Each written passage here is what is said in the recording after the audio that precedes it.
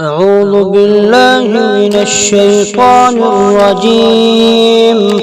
بسم الله الرحمن الرحيم. والنازعات غرقا والناشطات نشطا والسابحات سبحا فالسابقات سبقا فالمدبرات أمرا يوم ترجف الراجفة تتبعها الرادفة قلوب يومئذ واجفة أبصارها خاشعة يقولون أئنا لمردودون في الحافرة أئذا كنا عظاما نخرة قالوا تلك إذا كرة خاسرة فإنما هي زجرة واحدة فإذا هم بالساهرة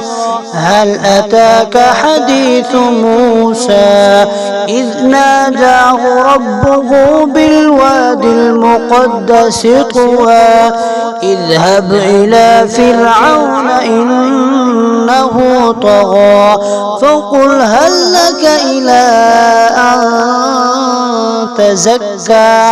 وأهديك إلى ربك فتخشى فأراه الآية الكبرى فكذب وعصى ثم أدبر يسعى فحشر فنادى فقال أنا ربكم الأعلى فأخذه الله نكال الآخرة والأولى إن في ذلك لعبرة لمن يخشى أأنتم أشد خلقا أم السماء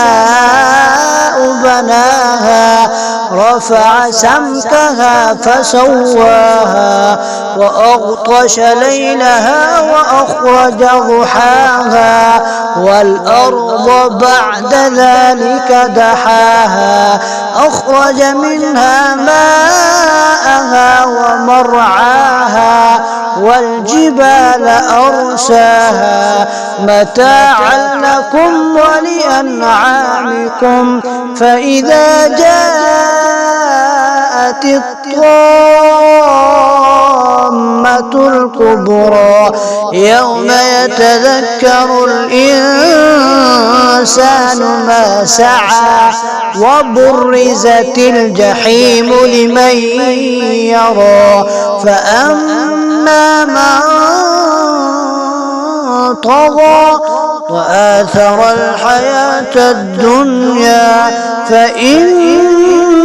الجحيم هي المأوى وأما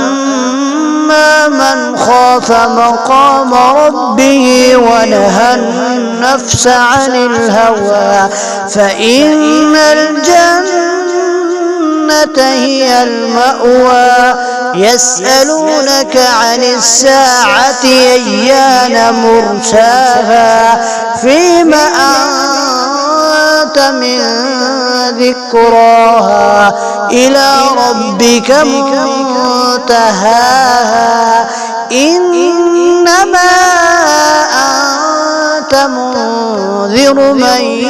يخشاها كأنهم يوم يرونها لم يلبثوا إلا عشية أو ضحاها.